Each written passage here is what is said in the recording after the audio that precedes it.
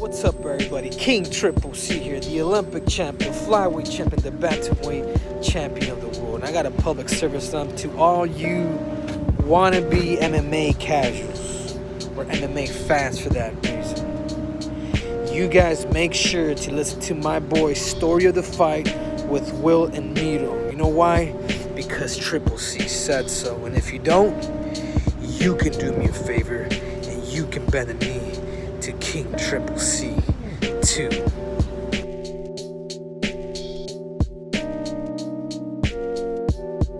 All right, sounds good, man.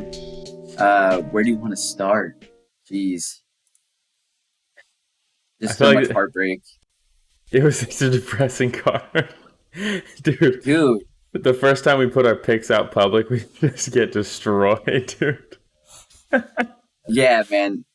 Like, I rattled off 13 straight wins dating back to last Saturday. Yeah. And then on Twitter, right, trying to remember that gentleman's handle who's been hitting us up about our picks. Do you have it there? No. So we can give a look. No? Okay. Well, yeah, we're, messaging back and forth. And I told him, I was like, man, 13 straight wins I rattled off. He's under Frank and Sons. Yeah. But, and I even said, this is where it gets a little dicey for me, right before the Jim Miller fight. Because, man, I was just so uneasy, with a lot of these picks. Like, with a lot of these picks, I was like, man, these could really go either way. The one that I felt the most comfortable with was Burns. Same. We were both like, I'd be very surprised if he loses. And he got ran through. He did, man. He did. But, yeah, so, hopefully nobody listens to us and says, man, we got some lock-in picks, because they did. Somebody came out losing a lot of money. Yeah. Real quick, are you sure you haven't gone to the dentist recently? You haven't had any shots in your gums or anything? Why? Because that lisp that started happening last episode is back. I don't know what's going on with that. Are you serious? Yeah. Dude, no. I haven't been in the dentist, haven't done anything. I don't know what the hell's going on. Oh, God, it sounds so funny. I don't know what it is. I don't know what it is either, man. It's weird because it's not every time. Sometimes it sounds normal. And then I wonder if it just has to do with the distance I have in my mic. Like if I get super close. When you say close, it sounded fine. Oh, maybe I need to get closer. Maybe. Oh, it's so funny though. I don't know, man. But yeah, these fights, I feel like there's just a lot of heartbreak for me throughout the entire night. One thing, I think every fight that we both agreed on, we lost. Yeah. I mean, you definitely had a better night than I did. Dude, I just feel like there's so many, like... Wait. From the video that we did, starting at Vince Pichel versus Jim Miller, did you... You didn't get one, huh? No. No, that's what I'm saying. That's when I sent that message and I was like, bro, it gets dicey for me at this point. Yeah. And it got really dicey for your boy. Oh, man. But like going into this, I just feel like there's so many emotional picks for me. Yeah. You know what I mean? Like, dude, I love Jim Miller. Same. Like I had for the longest time. I was very surprised by that fight. Yeah, Dodson. I've loved Dodson since Tough. Mm-hmm. And, watching him beat TJ Dillashaw, the energy he brings into the octagon, the speed. He's like, he's my same height. You know what I mean? So I'm like, he's doing it for the little guys. Yeah. So a lot of respect for Dodson. JDS, we talk about how he looks different, but at the end of the day, I've always been a JDS fan. Same. And then DC, man. DC. I mean, we could get started with Dodson if you want. Yeah. Let's just start there. I had Merab. Yes, you did. You did. And he did, and it was the same thing. I thought Dodson lately has looked pretty tentative. He like has fallen in love with the counter striking. But Merab just looked. He never really allowed Dodson to counter. So Dodson was kind of just stuck the whole fight. But that being said, it went pretty much exactly how I thought it was going to. The only thing that surprised me was, and it shouldn't have surprised me just because of his track record, but Dodson, trying to hold Dodson down, insane. That takedown defense, they were saying that's probably best takedown defense in the division, but that might be best takedown defense in the entire UFC. It was insane. Dude, he was popping right back up like nothing. And then Like, Joe Rogan kind instantly. of laughed. He's like, he's so slippery, he said. And I mean, that's kind of a good way to describe it, though, when he gets Yeah. a double leg takedown on him, right? And he's trying to squeeze his legs to just keep him there and keep him in position. And Dodson just pushes off the top of his head and pops right up. Yeah. I mean, it's impressive. Impressive by Dodson. Yeah, there was a couple times Marab would get the double leg, completely lift him up, carry him across the cage, slam him, and then he's just back up. And then the third time he did that, you could see he like was holding him and like tried to like slowly bring him down, and then he still popped right back up. It's like, dude, what do you do?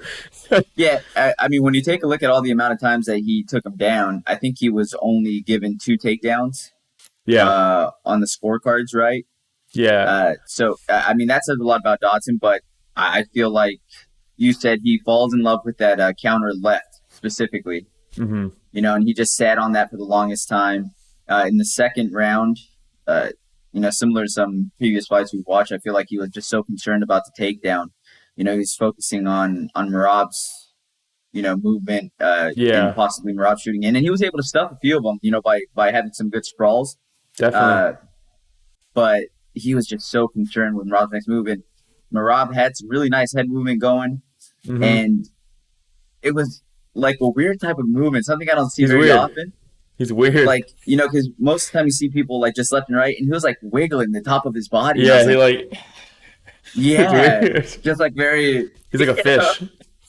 yeah. Yeah, but I thought it was an interesting fight. And, Merab, I love how he gives so much credit to Longo, Sarah, and specifically Aljo for Yeah. his development. You know what I mean? He just seems like a good dude. Dude, seems like a good dude. Tons of respect for his gym. And then, did you watch the post fight interview with him too? With Rogan? Yeah. Yeah. Dude, the fact that he was talking about like I came from nothing, like from another country with nothing, like, and now I'm like fighting in the UFC. All I want to do is fight. Like I can buy a house now. It's just like, what a cool guy. You can tell he's just like a good dude. Dude, how awesome was it when they came out in the third round and Merab's like, let's do this. And he just yells and Dodson yells back. And I'm like, all right, like, Yeah. let's get after it, Yeah, he was having fun in there, especially that third round. Because at that point, it's like, I know I have it. I'm just gonna just go with the flow. He's like yelling, talking the whole time. Yeah, cool performance from him. That was cool. It was cool to Absolutely. see. And props to Absolutely. Dodson, because people have said kind of in the past that Merab. I hate to compare him to Khabib just because, like, that's like the obvious comparison, right? But it's different with him because he's more of a smothering. I don't want to say lay and pray, but when Khabib takes you down, it's like, I'm gonna destroy you on the ground until you're done. Versus Merab doesn't have that like same kind of tenacity with finishing the fight. Yeah. But so people have kind of criticized him for being kind of boring, of just being just that ultra dominant wrestling style with no threat of the finish. But it takes someone like Dodson, I think, to fight him and kind of make it more dynamic and more interesting. That it's not just him holding a guy down for 15 minutes. It was Yeah. actually granted it was pretty one-sided, but even though it was one-sided, it wasn't just like, I'm gonna hold you, So that was cool. And props to Dodson Yeah, for that. I mean, there was a little bit of that in the first round specifically, when he just clinched him up Against the cage. and he just kept on kneeing his thighs Dude, fuck that, dude. and over again. Yeah, I know. It seems so painful. And then when you see Dawson go back to the corner, he's like, the dude hugged me. He Yeah. was hugging me. Yeah. They're like, I know. We were already planning on this going in. So it seems like they had some type of plan to avoid exactly what Merab was doing. Yeah. Props to Merab, because even though they kind of had an idea of what he was going to do, he was still able to execute his game plan. Yeah, it's just so high level, and the fact that he's getting consistent rolling with people like Chris Weidman and Matt Serra, that dude is going to be a killer. Yeah, and that's what he said. He's like, my main sparring partner is Aljo. He's a beast. He's going to be a champion. That's my sparring partner. Yeah, That's awesome, good man. stuff. Dude, this next one, like we said, was one of the ones that we had locked in, Yeah, but it wasn't a lock in after all. It was not. It was not a lock What'd you in. What'd you think of that one? Man, Herbert Burns.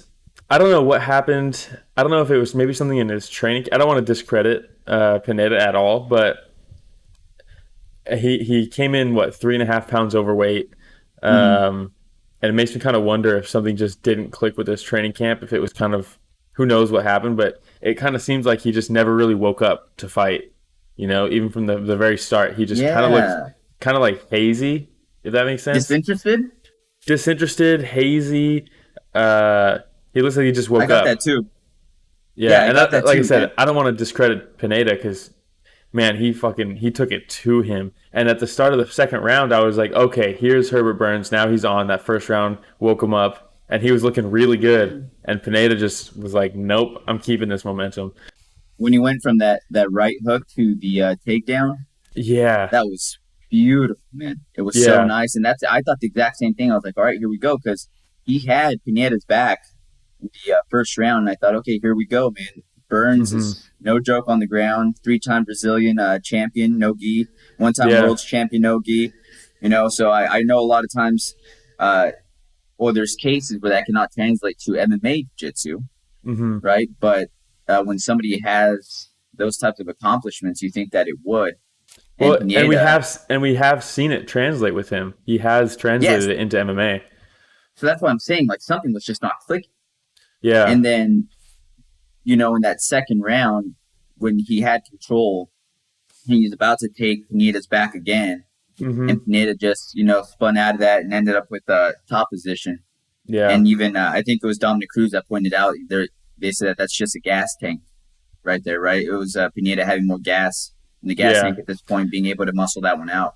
yeah. And I don't know. I don't know if he didn't catch it, but it kind of surprised me when he said that um, because Herbert Burns went for the body triangle, and Pineda had the wrist control and turned him to the side of the figure four, which breaks it, and it broke instantly, and then he was able to spin. So I don't know if that was necessarily a gas tank thing. It was just he with the cage right there too. He was able to turn him to the correct side to break that body triangle and gave him some space. I mean, and I mean, I'm not gonna say I know more than Dominic Cruz clearly, but it was surprising that he said that. And if it was a gas tank thing, I wonder if it's somehow correlating with the missed weight. If something weird happened in the training, I just don't. It seems weird to miss by 3.5 pounds Yeah. is a lot. Yeah. And I think it was a accumulation of things from them seeing how Burns was reacting from the very first round leading up to that point where they were just making, the assumption at this point, just from Yeah, what they've seen so far, that it had to have been the gas tank. That's what I'm guessing. yeah, and in my opinion too, the gas tank thing, he just looked he just looked slow the whole time. It didn't seem like he got Lethargic. tired and slowed down. Yeah, seemed like he was underwater the whole time. Yeah, but one of the things that we did point out, Will, when we were making the picks, other than the wrong pick, was the fact that Burns had a 5-fight win streak with hmm 5 finishes. Yeah, Pineda had a 6-fight win streak. Two of those returned no contest, but take yeah, those away, right? And it was still a 6-fight win streak with 6 finishes. So we knew it wasn't going to go all the way on this fight. So we yeah. did call that at We least. did. Yeah, you called that. You called that wasn't me, but you That, called that. if that's worth something, It is it worth doesn't make something. up for it didn't make up for the 6 straight fights that I ended up missing after that. But you know what? We won't talk about that. Yeah. So yeah, that was a fun fight, even though I was not happy with the outcome. It was still a fun fight. But moving on Yeah, to, uh, are you cool with moving on from that one?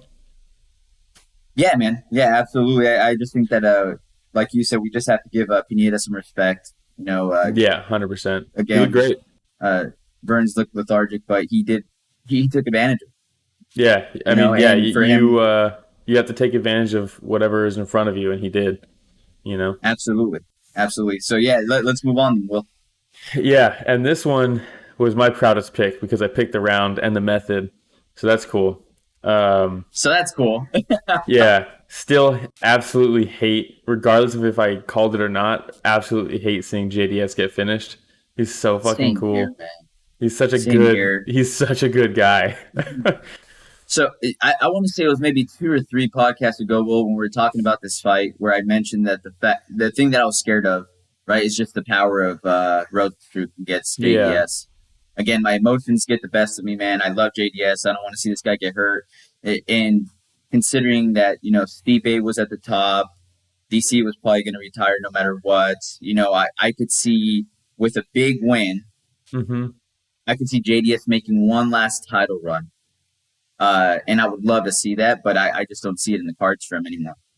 Yeah, no. I mean, yeah, he's at that point where he needs to start looking at his career and saying, am I doing this because I love fighting and it's my paycheck, or am I doing this because I want to be a champion? And if it's the later, then maybe it's time to start thinking about either taking a couple easy fights to fight out your contract or whatever, or just calling it now, because I mean that's 8. It's his 8th loss, and Oof. he's 3 in a row? never 3 in a row, all KOs. I mean, when's the last time he lost a decision? Has he ever lost? Okay, he lost the Kane decision, which was a brutal beatdown. Years ago. And ever since then, he got finished by Kane, finished by Overeem, finished by Stipe, finished by Ngannou, finished by Blades, finished by Rosenstruck. He hasn't lost a Ouch. decision. He's lost what? How many times? 1, 2, 3, 4, 5, 6 times since that first Kane loss, and that was 2012. So he's been KO'd 6 times since 2013. I mean, in the heavyweight division too, so Those it's are not like those bad punches knockouts. are. Yeah, those are bad knockouts, and last night seeing him again go out like that, and he took a couple extra punches at the end. Luckily, it still seemed like he had his senses. He was still trying to defend, but at that point, the ref saw that there was just no coming back from that. Rosenstruck was all over him at that point, Yeah. and posted something on our Instagram that just shows how amazing the sport is, right? When Rosenstruck sits next to JDS, puts his arm around him, JDS has a smile on his face. Yeah, man, it's just a beautiful sport. Yeah, well, they're going to be, I'm pretty sure, at least the plan was they're going to be training partners now. Yep. And JDS even said they can start training together before the fight. It's like, what a good guy, dude. He's I just know. so cool. And again, that's part of the reason why, when you start following the sport and you start following some of these fighters and you hear about a lot of things like the one that we just heard of right here with, he's just an uber nice guy. And so you start kind of, really liking these fighters. Yeah. And, you have a lot vested in them as well, just from following them. And so it sucks to see him go through losses like these. It does. And this wasn't even the worst loss I went through last night, Will. I know. Yeah. Jeez. But JDS, man, when he came out, he looked in shape. Yeah, he looked JDS great. looked phenomenal.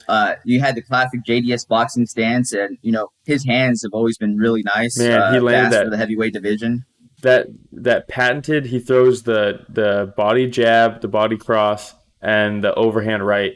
And, man, he landed that overhand right a couple times, and it was like, he's got to be careful here, man, because...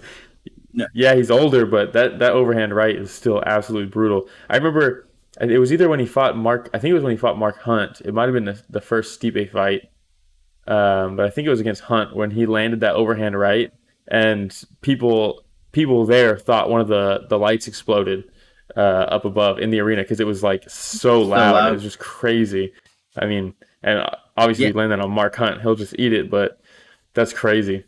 He hits so hard. He's always had crisp boxing, but one of the things that you pointed out, Will, that was absolutely true, is just the effect that smaller cage had on JDS and his footwork, right? On one of those where Rosenstruck rushed in and JDS was moving back, and he bounces off the cage, and at one point he even looks back at the cage like saying, like, what the fuck? He's like, oh shit. But yeah. But you're absolutely right. He was able to cut off the octagon a lot easier and made some of these rushes towards JDS a little bit less avoidable for JDS. So, we'll see what's next for JDS. I think he was ranked 5th in the division, Rosenstruck 6th in the division. So it was a good fight, to determine who's moving up, who's going there. Yeah, But Rosenstruck 6. I would imagine, man, Rosenstruck. At this point, it's like you just kind of wait for to see what happens matchup wise because I'm pretty sure they'll do Stipe versus Ngannou. They definitely yep, should. I think Dana I White don't. already said that Yeah, and I think Derek Lewis maybe will fight Curtis Blades. I think Curtis Blades called him out. So that kind of leaves Rosenstruck kind of waiting. So yeah, the heavyweight division is all of a sudden kind of interesting in the top five. for That's what sure. happens when a back-to-back-to-back trilogy fight is finally done. All of a sudden, the heavyweight division can kind of flourish a little bit, and you get guys like Rosenstruck coming in and beating the old guard and that kind of stuff. Yeah, and the more I think about Ngannou versus Stipe, especially after last night, I'm excited for that fight. I am Yeah, because Ngannou's a different fighter from the time that he is he fought though? Stipe. I think he is. I think he But is. I what? think that was a wake up call for him. I Yeah, but really do. what has he done to show you that he's a different fighter? He's still Just knocking people out from in what 10 I've been seeing seconds. about his no, just from what I've been seeing about his training and the stuff that he's saying he's doing now, and he openly Yeah, admitted he's like, man, all I wanted to do was punch. yeah, he wasn't All even they worked training was wrestling. he wasn't training wrestling. Yeah, So, and seeing the fact that he started training wrestling now, you're absolutely right. We haven't seen it, but the fact that he saw after the CP fight, like, I can't just walk in here and just expect to knock every dude out. I mean, he's been yeah, doing that to everybody else, but he saw the fact that somebody can out wrestle him, put him down on the ground, and keep him down on the ground for 3 minutes a round. hmm So, I think he's been putting in work in. yeah. That I do. Yeah, he definitely has. I still think as long as Stipe's at the top, I don't think Ngannou beats him. I mean, like you said, he can knock Stipe out with one punch. It's possible, and it's a very real possibility that because all it takes is one with him. Um, but I would say if they fought 10 times, I think Stipe wins like 8 out of 10 times. And the only time Ngannou wins is if he just clips him, I don't want to say with lucky Yep. punches or anything, but I think Stipe is just so goddamn good. We'll get into that more, but No, for sure, man. So, working our way towards that fight, we have O'Malley versus Vera. yeah, O'Malley. fucking George. George called it. Yeah, man, He what a did bummer say of it a was fight. a little bit of a tainted win, but he'll take it. A little bit, but have you rewatched it or no? No, I haven't had a chance to rewatch it. I think it was a low line calf kick that Vera landed that shut the nerves off. Similar to Demetrius versus Cejudo, similar to the Michael Chandler Michael Chandler. fight. I'm pretty sure it's hard to tell because O'Malley does a decent job disguising it. But there's a point where O'Malley's in the orthodox or the southpaw stance, and Vera landed like an outside leg kick to the low line calf, and instantly O'Malley switches stances off the kick like right away. So it's like bang bang, and you see him kind of stumble a little bit when he puts it back. And ever since then, that's when he starts being real shaky on it. So I thought originally, I didn't see that live. I thought, okay, he tore something in his leg on his own accord. He planted wrong. Something just went funky with it. But if it was that kick, and I'm sure O'Malley will even kind of open up about it once I got kicked right there, it went out. Because he doesn't seem like he would be a sore loser. I know people hate him for being cocky, but he's pretty self-aware in my opinion. The way he talks, if you give him a chance to actually listen to what he's saying, and you don't just look at the tweets or you don't just look at the headline stuff. He's pretty self-aware about who he's fought, where he thinks he is in the sport, how much he thinks he needs to get or should be getting paid. These kinds of things. He's pretty self-aware. So I think if it was the kick, I think he would be open about it. It's like, yeah, he kicked me, and all of a sudden it just shut off. I mean, there's no shame in that. I mean, that makes sense, especially when you take a look at the way that he initially planted that right foot, because he like stepped right on top of his toes, Rolled right over it. rolled right over it, right? So it almost like he didn't have the ability to lift the front of his foot up. Mm-hmm. So that would definitely make sense, Yeah. And, either way, you don't like seeing a fighter get hurt like that, No, it and sucks. it seems like it might be something that's a little more serious too. And that might be because of the way that he ended up rolling his foot and his ankle trying to plan on it. I was gonna say because Cejudo was able to come back from that. Chandler 5 minutes after they called his fight, he was walking on it fine. It's just one of those Yeah. things where it shuts your nerve off, so you can't control it. But then, like you said, I think once he couldn't control it, he kept trying to fight, and I think he did something to damage it. I don't know yet. I haven't heard anything about what the injury is yet, but hopefully it's just like a really bad sprain maybe or something. But I think it was that nerve shut off, and then he injured it because of it. Yeah, and I know that when Megan O'Leary interviewed him, he said that it felt very similar to the last leg injury he had. Hopefully it's not that serious, because I think last time he was out for a couple of years, if I remember correctly. Well, he was out and then tested positive, so he was out. So That's right. it was like a combination of injury Combined. and suspension. Yeah. Yeah, but to watch somebody with O'Malley's, stage presence, when he's out there, he's a huge personality, somebody that was a rising star within the UFC, and to see somebody that has the skill set that he has, to have to be away from the sport for an extended period of time, that always sucks. Yeah. That always sucks. And I don't want to sound like a salty O'Malley fan or anything like that, but he definitely was winning that round up until then. For what that's worth, he was looking good, but just a bummer. Chito Vera was not looking too bad himself. Yeah, I think O'Malley was still winning the round up to. Just edging it. It wasn't just edging it. Yeah, he wasn't beating the shit out of him. This was gonna be such a good fight. I know. I feel like as UFC fans, MMA fans, we all missed out on what would have been an awesome fight. You could tell Chito Vera was game going in. Definitely. He had a lot to prove, a chip on his shoulder. And O'Malley had a lot to prove too, because everybody was saying this was probably his biggest test in MMA or in UFC since he's been in there. So we missed out on that. Yeah. I really wanted to see a full fight go to decision in this one, just to really kind of gauge where everybody's at. But I mean, props to Vera. If it was that late, I want to see O'Malley be taken down. I really want to see him on the ground. Yeah. I wanted to see him on the ground too. There's just so many things left unanswered. Yeah, and I mean he competed for the UFC team in quintet, and he did pretty good. I forgot who he went against the first time. His first match, he won, and then he got matched up with Hector Lombard. So that's not really a knock on him for losing that. No, man, but hopefully O'Malley's doing okay and he recovers quickly, and hopefully it's nothing too serious to where he's out for an extended period of time.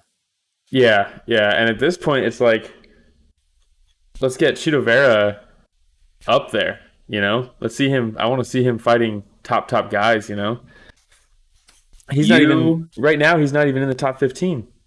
Nope. But That's crazy to me. me. And we know George wants to see Vera be moved up in the top 15. There's some great fights for him in that top 15. Yeah, a lot of exciting fights for him. So Dominic Cruz just went up in the rankings somehow. I don't get it. I guess he was probably. I think it's because Dodson went down, so it pushed Dominic Cruz up. That makes sense, I guess. Either that, or they're like, man, he did a decent job announcing last night. Let's move him up in the rankings. He finally did all right.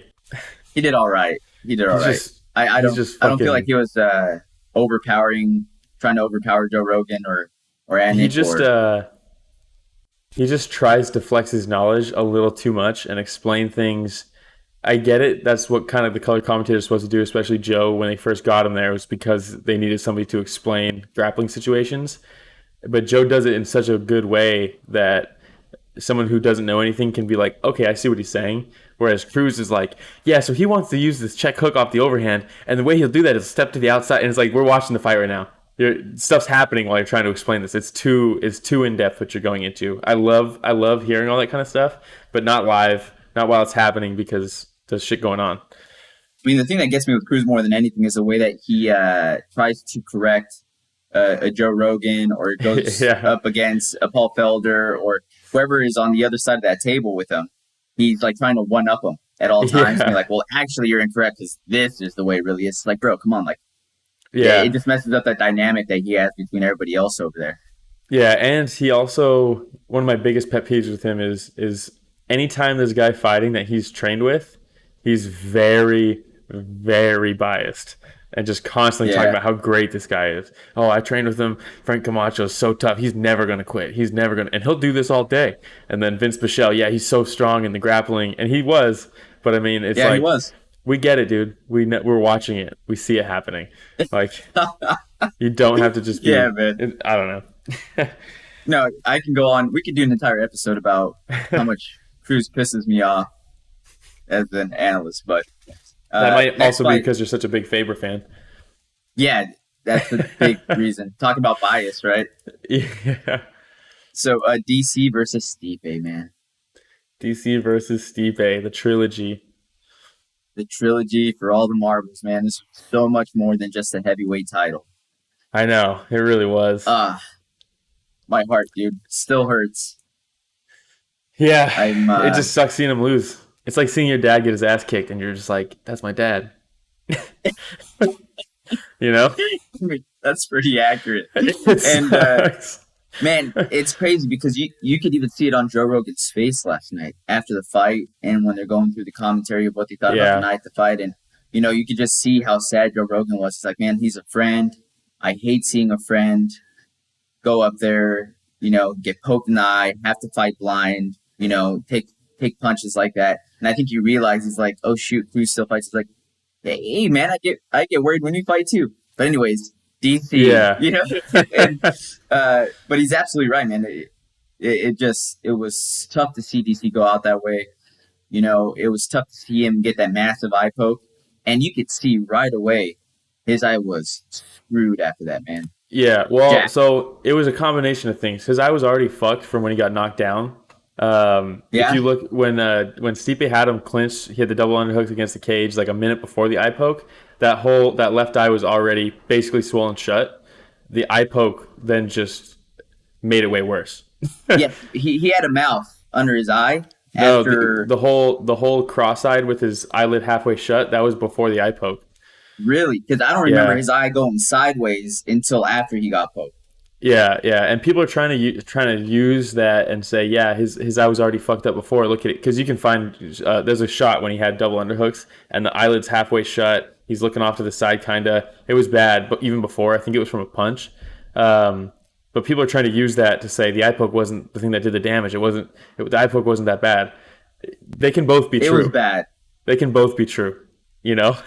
Just because he Yeah. got punched in the eye doesn't mean the eye poke didn't do anything. I mean, he got a torn cornea. It definitely didn't help. Yeah. It definitely didn't help. The torn cornea probably is what was from the eye poke, I would imagine. Yeah, dude. When they showed the slow motion replay and you see like half of Stipe's finger disappear, just like straight in his eyeball.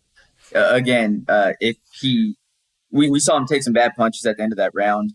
Mm-hmm. He is so lucky that they were down about 10 seconds. He was able to just kind of just squeeze for dear life. And you could see even after he stood up from that, he was a little woozy. He was kind of stumbling over towards the corner. Yeah. The corner, you could tell, was a little concerned because they're like, man, you got to get your head back in the game, get your head back in the game. So not taking anything away from Stipe and the damage that he did leading up to. Mm-hmm. But, I think that eye poke really had a lot to do with the way that, DC ended up lose the rest of those rounds. Yeah, well, I mean, the eye poke happened at the end of the fourth, right? Or no, end of the third. In the third, yeah. And DC won the fourth round, in my opinion. And I think on the scorecards too, at least on two of the judges' scorecards. But the fifth round, I don't know if it would have been a different fight, but I still think Stipe was still going to win that fight, because up until that eye poke, I thought he was winning the third round, and it happened late in the round. He clearly won the second round. He dropped him. And the fifth round, even without the eye poke, I think Stipe was just sharper gas tank wise. Do you think DC did enough in the second round to avoid a 10-8? In my opinion, no, but they scored at a 10-9, I'm pretty sure. I think that because the second round and the third round very similar, but Stipe dropped him in the second. So how can we score? Those have to be scored differently. That's exactly what I was thinking right after that round. I said that could very easily be a 10-8 because I don't think there was enough done on DC side either. And that was definitely the most significant strike of the entire fight. I mean, they didn't know it at that point in time. Yeah. Right. But also it's like I think I don't know if they gave the DC the first round. I think they did. But other than him wobbling Stipe at the end of the round, Stipe won that round. But now that he wobbled him at the end, okay, it was a close round, but you wobbled him. You clearly hurt him more than he hurt you in the round. We'll give you a 10-9. And then same thing. Second round cannot be scored the same as that first round. Shouldn't be. You know? I agree 100%, man. And, DC seemed like he tried to have an answer for the body shots. He kept his arms in a lot closer. He didn't do the moment guard the whole fight. Yeah. Yeah. But Stipe was still able to land some nasty body shots. We knew he wasn't going to be able to avoid them all. Mm-hmm. I don't know how much damage that ended up doing to DC. I think that Stipe's jab looked crisp. Really good. From the beginning of the fight, and he was mixing it up really, really well. He was coming from in that third round, the first like half of that third round, everything he was throwing was landing. He was coming out with hooks, crosses, jabs, uppercuts, punches to the body, kicks to the legs, kicks to the body. Like he was really just anything could come out from there and it would land. And I think that also had a big factor. You win the first round against Stipe, and then he takes the next two. That's going to sap your energy. That momentum's hard to take back. And the fact that DC won the fourth round, in my opinion, I was like, damn, his heart. He would get lit up like a 4-punch combo, and then instantly it's taking steps forward. It's like, guy's tough as nails, man. Yeah, he really does. Really does. Champion's heart, but unfortunately, sometimes that's not enough.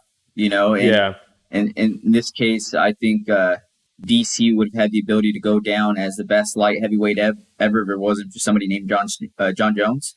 Yeah. And he could have gone down as the best heavyweight ever if it wasn't for somebody named Stipe Miocic. Yeah. So it's just the wrong era maybe for DC.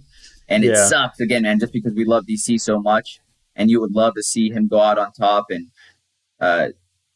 be able to walk away with his head up and proud of his last fight. He should be able to walk away with being proud of his accomplishments as a whole, right? He's a Hall of Famer, guaranteed. Going to go down as one of the best mixed martial artists ever. But that he really wanted to go away, as the heavyweight champion. Yeah, and to be cemented as the best heavyweight in history. Yeah. Wasn't able to do it light heavyweight, and unfortunately wasn't able to do it at heavyweight. I mean, yeah, and you look at his two opponents that have ever beat him, and it's John Jones and Stipe. Pretty damn good. Pretty damn good. Yeah, man. Yeah, I just hope the eye poke thing. I hope people don't discredit the win because of that. And I already see some people being like, we should run it back a fourth time because the eye poke. And it's like, why weren't you saying that in the first fight when Stipe got knocked out but got eye poked in the first before that? Exactly. It's the fight game, man. DC has poked Stipe in the eye in all three of the fights. Including this one. And I think they had talked about how he spoke to Goddard right before the fight started and said, "Hey, look out for the way that he leaves his hand open." Mm-hmm. And sure enough, right after Goddard tells him, like, we talked about this, man, I need you to be careful. And it was like he was stern, but it was like the nicest ever because DC was like, "Yeah, I'm sorry about that, man. It won't happen again." He's like, "Okay, man, no problem." He walks away, and I was just like, "What just happened?" But it just goes to show how much respect DC has earned from, not just his peers, colleagues, but even, just the rest of the MMA community, Goddard and everybody else over there. Again, Goddard's really good. I'm just heartbroken. I am. Yeah, it sucks. It's like watching your dad get beat up. You're not supposed to see that kind of stuff. I mean, there's you're supposed to go through life never seeing your dad get beaten up. You're supposed to go through life. And we've seen it a few times now. Yeah, it sucks. Yeah, there's no doubting Stipe's greatness, though. No, I mean, in my opinion, Stipe, even when he just had the record for most consecutive heavyweight title defenses, now you're adding a two-time heavyweight champ with another title defense. I mean, not only that, but if you look at his record, the only guy who's ever beaten him that he hasn't bested him after the fact is Stefan Struve, and that sucks because he's never going to go that far down the rankings to fight Struve. It's not going to happen. He might be fine with that one too, just because Stefan Struve is so far down the rankings that he's like, well, I don't want to. Like, I'm good. Yeah, You you know? can't. What are you going to give Stefan Struve a title shot because Stipe wants to fight a guy who beat him once? Like, No, absolutely not. it's not going to No, but it was happen. just I'm very happy for Stipe. Yeah, he's a great guy. I believe we both called the fact that it would go 5 rounds. I really thought DC was going to use his wrestling more. So did I. You saw it in, what was it, the first round? Where he took Stipe down. And I think that was a confidence builder for Stipe as well. Got right back up. Because he got right back up. Exactly. Yeah, and DC even said that the game plan wasn't to be aggressive with the wrestling. It was to, anytime there was an opening for it, use it. And he said that in the first round, Stipe overextended, and that's why he shot in. And he was looking for him to overextend again throughout the fight, and he never did. And it's like, man, if that's the case, when your corner's calling for the takedown repeatedly towards the end of the fight, and it's like, maybe you're an Olympic wrestler, maybe we don't wait for him to overextend. Maybe now we're going to be aggressive with the takedown, just to mix it up a little bit, you know? Yeah. I don't know. And that's all he hindsight. Had some success. Yeah, he had some success getting in, getting close. You saw him rip off a couple combinations in close. Yeah. And it would have been nice to see him to initiate a clinch and see what he could do with it. And Stipe, though, hats off to Stipe again, because when he was initiating the clinch up against the cage with those underhooks, and he really took a lot away from super impressive, a lot away from DC. The one time that DC tried to get that trip on him and created separation and was able to get back, to fighting on the feet. I mean, it was awesome. Would have loved to see him do that more, but I mean, I'm just from the outside looking in. You have this behemoth of a man and Stipe with underhooks on you up against the cage. Man, it was just Stipe's night. He had a masterful game plan. He executed it. He really fantastically. did. So, hats off to Stipe, man. Ultimately, it was going to be who makes the most significant adjustment going into this fight. And Stipe did. I mean, DC even said, he's like, I didn't expect him to ever go for double underhooks, because the first 2 fights they would always go over under, and he's able to have success with over under, and he was getting beat in the clinch. And it's not like Stipe was doing crazy damage in the clinch, but man, you're holding someone against the cage with double underhooks, you're just gonna sap their energy out, And and I mean, again, it's very smart when you think about, because DC was landing some shots. Man, what a chin on Stipe. Both of them. What a chin. Both of them. Oh my god. DC hits hard as fuck, and Stipe just, and that's the thing. It's like, how many wars can Stipe be in where he's just consistently taking these shots? And Ngannou landed heavy on him. The first fight, clearly he got knocked out by DC, but the second and third fight, both just walking through heavy shots. Stefan Struve knocked him out when he got finished by JDS. It was an absolute war. Let's not forget Overeem. Yeah. Overeem. Overeem clipped him good. Too. Yeah. Yep. Almost finished him. I think people hate on him for being kind of an inactive champ, which I do want to go back to in a sec too. But I think he needs it. When he goes through wars like this, it's like, let him chill, dude. What do you want to see? Why do you want to see this guy die in there? Let him recover a little bit, dude. Son of a bitch. Dude, it's those old school MMA fans still wearing their tap out shirts that are yelling "Just bleed" at the screen, No, those guys want to see these wars. Those are the guys that are like, give him rest, let him recover so we can get another war out of him. It's the other people who are like holding up the division. I want to see these new bloods like Ngannou be the champ. Ngannou's so sick, hits so hard. I want to see him be the champ. Let's get Stipe back. I don't know. And did you watch the post-fight press conference? I saw clips of Stipe on the post-fight press conference. Such a chill guy, just messing around with everybody. Somebody was like, so with this win, he asked Dana White the same thing right before Stipe, and he was like, yeah, so do you think Stipe is going to be more active now after this fight? You think he's kind of reinvigorated? He seems pretty happy. And Dana's like, the dude's been going through some shit. He's not really he's not an inactive champ. What the fuck? And then he asked Stipe the same thing, which is I could never, ever ask a heavy, or not just a heavyweight, but a champion level UFC fighter, how come you don't fight more? Come on. And it's like, dude, what do? You just come over here and ask us questions. We're in there fucking shaving off years of our lives for you.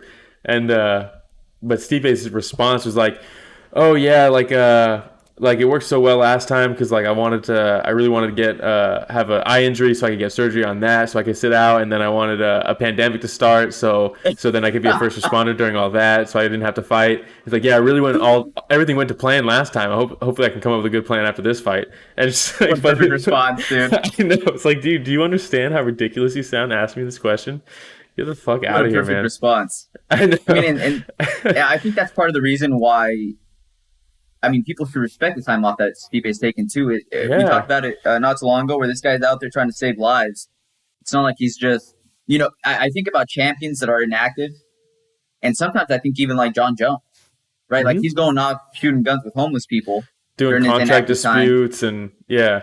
Yeah, and over here we have Stipe, that's a firefighter that's literally trying to help out Yeah. the public, serve the public during a pandemic. We got idiots like that guy that's asking him why he's inactive.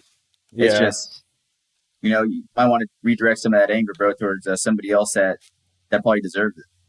Yeah, it's just, man, it's just so disrespectful, especially to ask somebody that the night after they have a fight like this, where yeah, he won, but man, he got fucked up too. Like he got hit hard, and it's like to just like disregard all that and be like, I want to see heavyweight title fights more.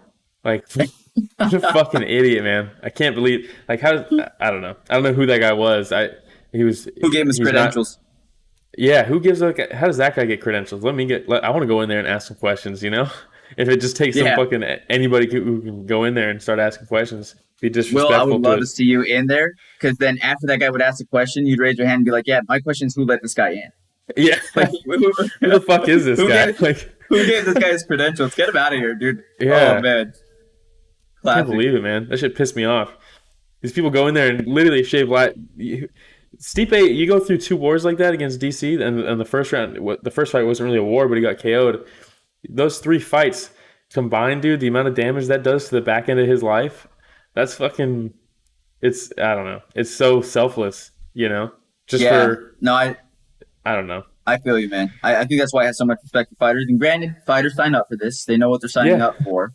But we still have to respect the fact that what they're doing is crazy. A very small percentage of the population, the world's population, knows what they go through. And it's not just the fights, man. When we talk about their training, the sparring they put in to get ready for a fight, they take damage outside of a fight too.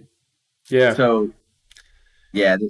And that's part of what sucks with the decisions and stuff. These bad decisions, like these guys are going in there and especially some of these lower level guys, like they're putting in the work. They're getting fucked up. They're risking so much health wise, and like I said, on the back end of their life that you can't see now, but it's gonna be there. And like UFC or MMA at least, it's still so recent that like we don't really have that yet, but we have it with boxing. We know it's gonna happen with MMA. Man. Yeah, it's gonna happen soon. It's gonna happen soon. And then the whole like show money versus win money, and then all of a sudden there's a bad decision where it's like you're taking away. These guys are giving up, if we're being honest, a portion of their life to do a few things, and that's make money, create a legacy for their family and their kids and their kids' kids, create that legacy, achieve greatness, all these things, and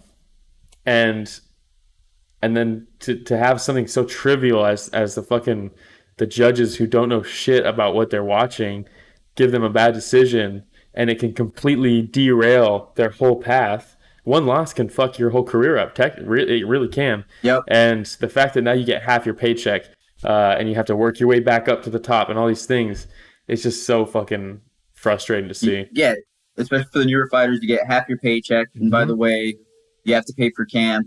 By the way, you have to pay your taxes or you end up like Mike Perry. And by the way, like all of a sudden that half is now a quarter of their pay that they're actually taking home. And in some taxes. cases less. Yeah, that's what I'm saying. There's fighters that will not fight in California because the taxes take too much of their paycheck. And these are high-level athletes. You don't see people on the Asian Giants complaining about, oh, we play in California, our paychecks, some of it goes to taxes. It doesn't matter.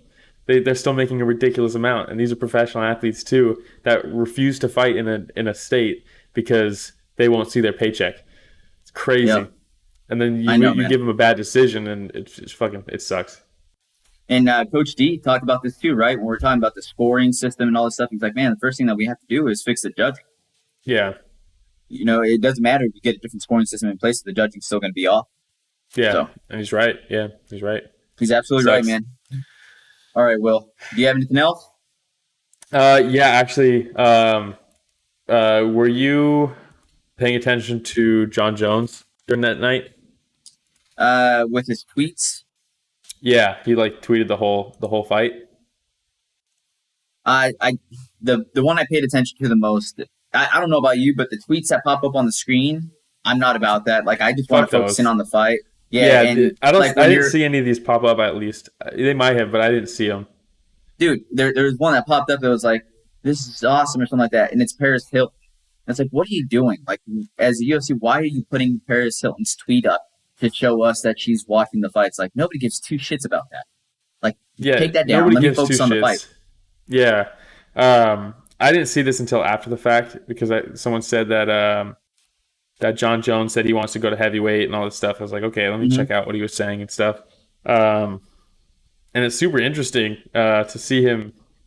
He's so weird. I don't know if he goes through these like weird mood changes. Like he has split personality or something. Like Oh, yeah, and Will, It's- it's called drugs.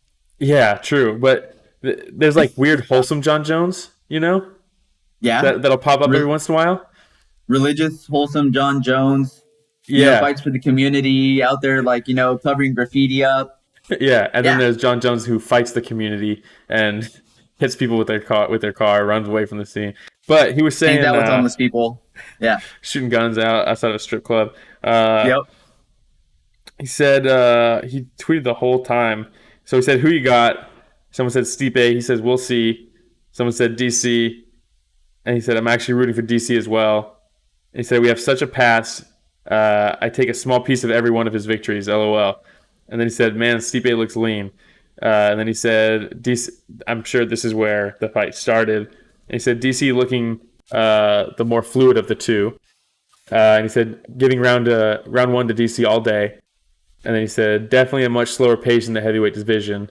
And then he said, "Like much, much slower." And then he said, "And no spinning shit." And then he said, "First takedown seemed too easy. DC should go back to it." And then wondering how long that speed is going to last with all that weight. Then he said, "Oh boy," that was probably the drop when Stipe dropped him. And he said, "What the coaches say right now are everything, and someone give that man some damn water." And then Stipe landed that spinning elbow to the body, kind of. And he said, "There we go, some spinning shit." And then he said, "You got punched. Sit down, my friend," in quotes. I'm guessing one of the corners said that. I didn't catch that. And then he said, "You should see DC's boxing defense majorly decrease. Look at that eye. What a warrior." And then he said, "I don't think people realize how bad DC's eye is." I think everybody realized. And then he said, Yeah. how these dudes both going to take off the last 2 seconds of round 4, LOL," which was kind of weird. There was like a few Yeah, seconds that they just was kind of turned around and started awkward. watching. It was really weird. It was some mutual agreement without Yeah. saying anything. They just kind of, yeah. Yeah, and then he said, "Try that shit with me, I dare you." and then he said, "Here we go, 5th and final round." And then he said, "Let's go, DC," with 2 exclamation points. He said, "Now's the time to work." And then he said, "Heavyweight World Championships, I will be seeing you real soon, victorious." That's the one I saw. And then he said, "This is exciting for me. For some reason, these heavyweights don't seem too big to me tonight." It's like, well, maybe because one of them you fought multiple times. And then he said, "Avoid Stipe's right hand. I'm too fast. I'll be too strong when the time is right and have way too much energy. Soon and very soon, I'll be considered the baddest man on the planet."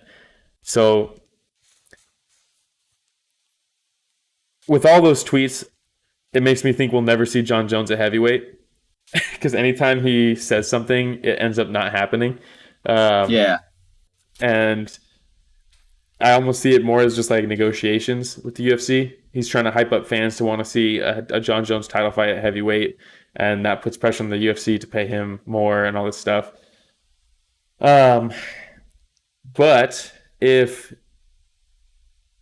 Stipe is gonna fight Ngannou next,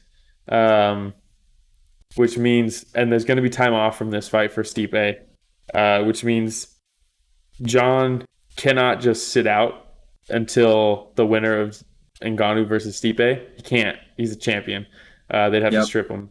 So I'm guessing, and Dana said that there will be a light heavyweight title fight this year. And he also said he doesn't know if John Jones is fighting this year. So I think if John Jones doesn't fight, they might strip him at light heavyweight, which would suck. But I would like to see, here's my perfect world. You get John Jones fights Dominic Reyes for a rematch. Win or lose. And in the meantime, you can have Stipe versus Ngannou.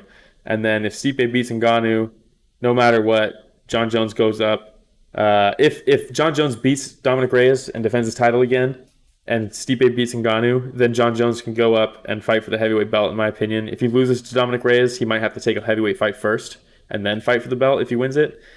But in my perfect world, he beats Dominic Reyes, Stipe beats Ngannou, John fights Stipe, Ngannou fights Rosenstruck, and then we get this whole kind of mix-up thing going on, and I like that. It would be insane if, for either one, if John Jones can become, if he beats Dominic Reyes in a rematch, if that's what they do, if he can go up and become a two-time or two-division champ while simultaneously holding both, and beat Stipe at heavyweight, that a lot of people think he's the greatest of all time already. If he does that, there is absolutely nobody who can say he's not, in my opinion. There's weird steroid caveats, but it's like, if you're going to tell me people that John fought weren't on steroids, get the fuck out of here. And if Stipe beats John Jones at heavyweight, son of a bitch, what a legacy Stipe has. So I want to see Stipe versus John Jones if everything plays out the way it can. There's a lot of potential there for me. Sorry, that was very long-winded. No, it's all good. As much as I dislike John Jones, there's no doubting, how good he is, how great he is. There's the Pico Grams issue. There's the hitting a pregnant lady, with his vehicle and then running away from the scene. No, but he came back. Yeah. Grabbed his weed and his cash and then ran away again. So he ran to the scene twice. Yeah. And all that stuff's outside the octagon, but what he's done inside the octagon, it's hard to deny the man's greatness. And he's gone up in some battles, man, against a DC, against our boy the Mauler, right? Yeah, the Mauler. He's the Mauler. And the Mauler, after he partied all night, went on a coke binge and didn't really prepare for that fight.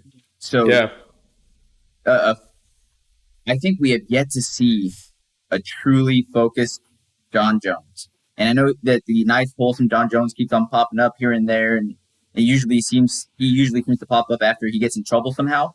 Yeah. He's like, oh man, I'm working on my ways, and talking about religious beliefs, and look at how good of a guy I am. Yeah. But there's just always something going on where I feel like he's battling inner demons, where we haven't seen 100% MMA focused John Jones yet, and that's scary. I think we have when he fought Shogun, when he fought Lyoto, and when he fought Vitor. I think that was peak, full focused, physically prime John Jones, just fucking running through people. And yeah, Shogun was 200 years old already, but Lyoto was still technically in his run, and Vitor was on all the juice. And granted, Vitor's more of a middleweight, but still, that John Jones is fucking crazy to watch. That was against nuts. Vitor, I think he was in a lot of danger against Vitor. He broke his arm. Yeah. Right? He broke his elbow, right? Yeah, I guess that's a good point, though, Will, where it's not fair to say we haven't seen 100% of him, because I think before he got really big in the limelight is when we saw a focus on Jones. His rise was insane. His rise was and once he started becoming really popular and a household name for a lot of people, that's when you started seeing a lot of this partying start coming out. Celebrities wanted to start hanging out with him, and so I guess just to reward it, we haven't seen that as of late. I think ever since that partying started, we haven't seen 100% focused John Jones since I would agree then, with that. I guess. Yeah, And if he's able to regain his focus, I think he can be the heavyweight champion. I think If so too. anybody can hold two belts, and I can even see him defending both belts. If Hmm. anybody can do it, I think it's John Jones. Yeah, And his latest fights, I feel like he's been a little more cerebral and less. He doesn't throw caution to the wind as much as he used to anymore. yeah, So, I as much as I hate to say it, I think that he could go down as the greatest fighter of all time, holding both belts simultaneously and defending both belts. And just as an MMA fan, it'd be pretty cool to be able to say that during our lifetime we witnessed something like that. yeah. It would just be So cool. And I like Stipe more, and it would be so cool if he could, because a lot of people have Reyes winning that John Jones fight. it was close. It was It was very really close, close. way too close Yep. to. Uh, it's weird because it was too close for John more so than Reyes, because Reyes gave his all, and it seemed like Mhm. John did not give his all in that fight. And that might be because John's slowing down. It might be because Reyes took it to him. I personally think it's because nothing gets John out of bed anymore. And he just he's like, I can do this. I'm just going to do this as with the minimal effort that I possibly can. But if he So a beats heavyweight Dominic, title fight exactly, you get him up there that might against get him out of Stipe. bed. Yeah, the consensus greatest, at least greatest UFC heavyweight of all time, right? There's always the question mark with Fedor, but I mean, at this point, Stipe, in my opinion, has locked down greatest UFC heavyweight of all time. I thought he already had, but this is like cementing it. Um, that's the type of challenge that John Jones rises to, I think. And I mean, could you imagine, like when he fought Shogun, he was what, like 21 years old or some shit, 23 years old. And he Yeah. runs out, starts with a flying knee. Could you imagine if we get that John Jones at heavyweight against someone like Stipe? Because I mean, Yeah. at this point, he when he goes against Shogun in that fight, I'm fighting a legend. I'm gonna just run and do some flying shit at him real quick. It'd be the same thing for Stipe. He's now fighting a legend again. He hasn't fought. When's the last time he fought a legend? DC. All these other guys are not legends. As much as I like all those guys, they're not. And Yeah. there's really no more legends for him to fight at light heavyweight. If he goes to heavyweight, you got guys like Stipe, or if Ngannou wins, they could do that fight, whatever. And I think that would actually spark that in him as well. But man, John Jones with the light heavyweight belt against Stipe, beating everybody he's faced except for Stefan Struve, could be so sick. We might be talking about one of the largest pay-per-views for the I think it, UFC. yeah, I think it definitely would. I think it You definitely know, would. so that's something I know I'd definitely buy. It definitely Yeah, interests me. I love Stipe too. Like we said before, DC's my boy, but I'd still be happy for Stipe if he won. Um, if there's anybody I'd and like to see be okay with beating DC, it's Stipe. Stipe for sure. Yeah, And yeah, man, the John Jones. I think it'd be a classic hero versus villain.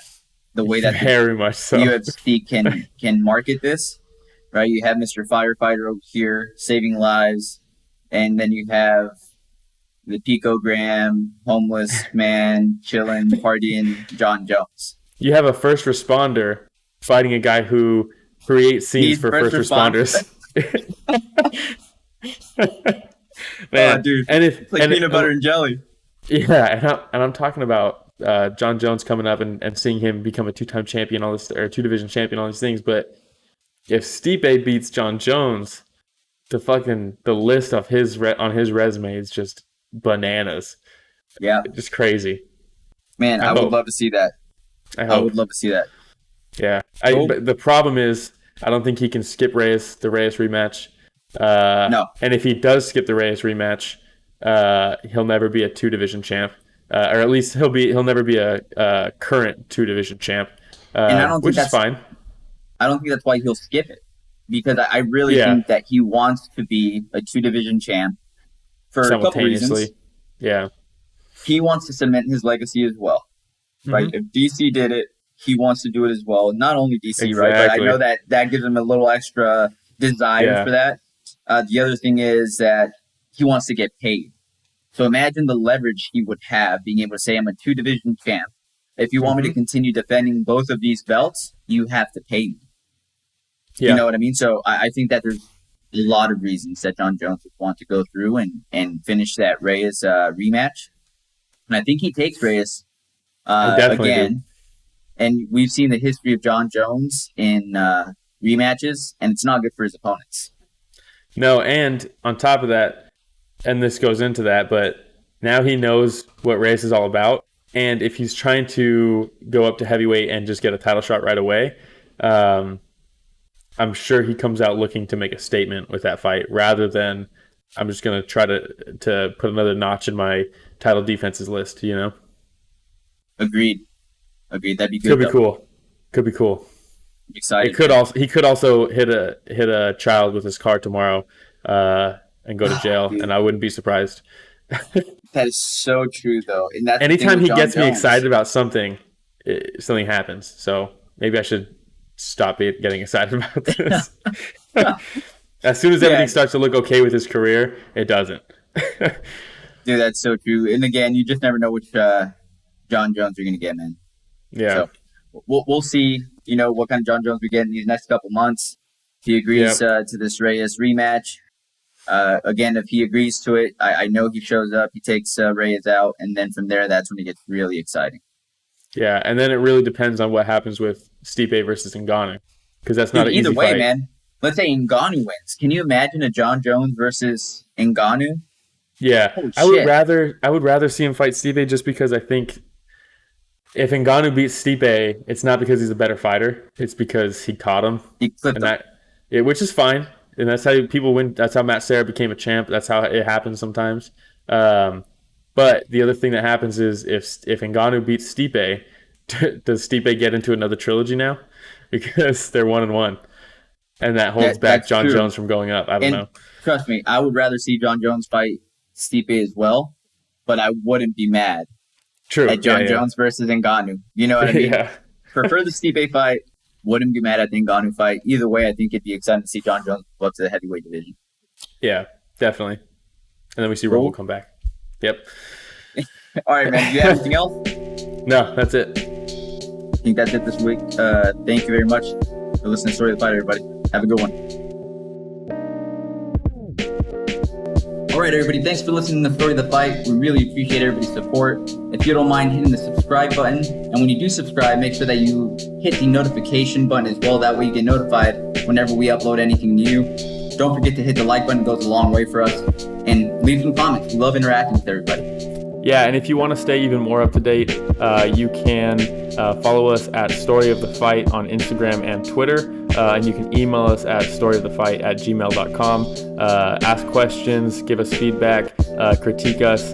We want to make this better, and input helps us do that. Thanks for listening to Story of the Fight, everybody.